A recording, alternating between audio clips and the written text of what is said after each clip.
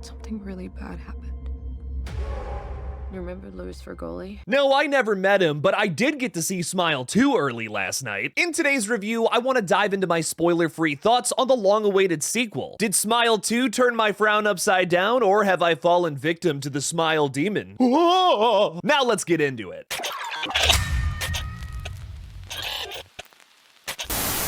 Hey everybody, I'm KillJoy Jake, and instead of having friends, I have horror movies. The sequel to one of 2022's most successful horror flicks, Smile, releases this weekend, and I had the pleasure of seeing it early last night. Smile 2 trades out Sosie Bacon's Rose Cotter for Naomi Scott's pop star, Sky Riley, who really has a social media account and music you can listen to. Just like the first movie, Smile 2's marketing campaign has been extremely intricate. Some of these songs bang too. It's really cool to see Naomi Scott record 5 original songs for this movie. That's some crazy talent right there. The sequel follows Sky Riley, who starts to experience a series of increasingly disturbing and daunting events as she is about to go on a new world tour. This is gonna ruin the tour! What tour? The world tour! Sky is forced to face her dark past to regain control of her life before it spirals out of control. Before we really dig into this sequel, let's talk about what made the original such a big hit. Back in 2022, Parker Finn's Smile made waves after an explosive marketing campaign and an unexpected box office haul. Everyone wanted to see what this movie was about, especially after that viral marketing campaign. Roll the clip.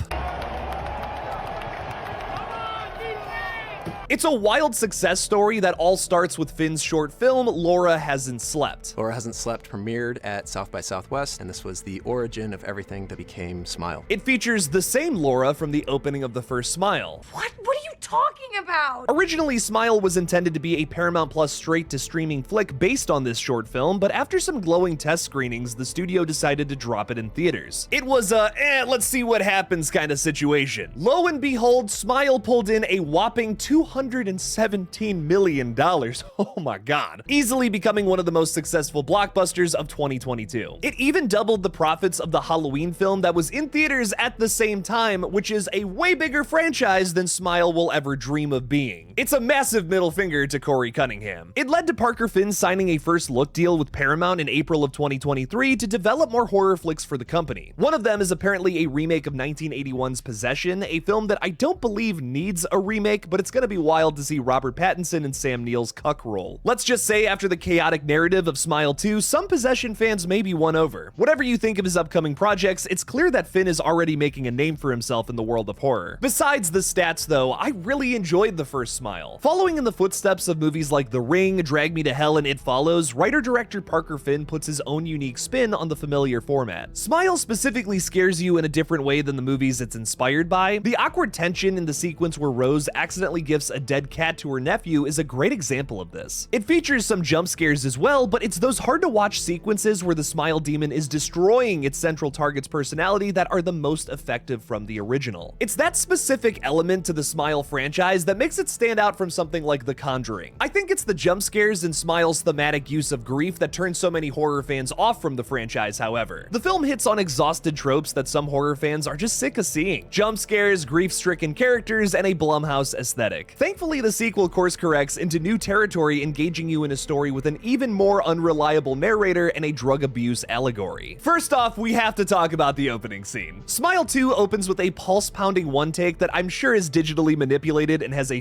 ton of ghost cuts that establishes a new direction for the story as well as this outrageous tone. Smile 2 takes everything that was great about the first film that we were literally just talking about, cranks that up to 11, and dials down those tired tropes. This is already apparent in the opening scene that honestly had me sweating. The first 5 minutes of Smile 2 almost feels like a crime thriller rather than a Smile sequel, which might catch you off guard. I was immediately locked into this one. I ran into Chris Stuckman at the early screening last night, and his initial thoughts were that movie was very inspired by a film called Perfect Blue, and I couldn't agree more. The animated late 90s flick also follows a pop star who is closely linked to a series of murders, where reality may not be as it seems. Smile 2 definitely borrows some of those same elements, but it turned out to be a brilliant mixture. While yes, you're still gonna find a few jump scares and moments of grief like the original, it's hardly the focus. This film is much more about disorienting its audience as you learn far too soon that nothing you see on screen can really be trusted. Like, this film takes that and pushes it way farther than the original. I'm still not 100% sure as to what all happened there. Smile 2 is a mindfuck of a movie that leaves you with more questions than answers. Another big reason why I like Smile 2 over the first one is because it takes much bigger swings. It's a much more ambitious movie and feels more akin to something like Rosemary's Baby rather than a cursed-focused horror like It Follows. The higher budget definitely aids this one too, and makes it feel less like a straight-to-streaming film like the original. Parker, Finn, and crew are showing off here a bit with experimental camera work that may make some nauseous, incredible music video-esque set pieces, and a variety of heart-stopping performances. Somehow they found a way to make this film even more uncomfortable than the first one, yet it still can find those hilarious moments amidst its chaos. The sequence you've been teased in the trailer where Naomi Scott is followed by a bunch of smiling fans had my theater in an uproar, yet the scene where Skye must give a heartfelt speech for spoilery reasons had the audience reeling back in awkward agony. It also has some genuinely sad moments, especially when we dive into Skye Riley's backstory. Parker is able to tug at different emotional strings here, making the sequel even more effective. Naomi Scott gives such a complex performance as our lead character. There are times at the beginning of the film where you want to root for Riley. She's overcoming a tough period of her life and trying her hardest to save face. She pulls out more and more of her hair as the situation becomes more stressful, which makes you feel for the character. As the plot progresses, however, you start to question if this character deserves a redemption arc or not. It's a constant tug of war showing you sympathetic moments followed by grave mistakes that have you wondering if this character can be redeemed. She's much more intricate than our lead Rose from the previous film that makes this movie even more intriguing. It's a misleading performance that guides you down a certain path only to take a sharp left turn into some new bullshit.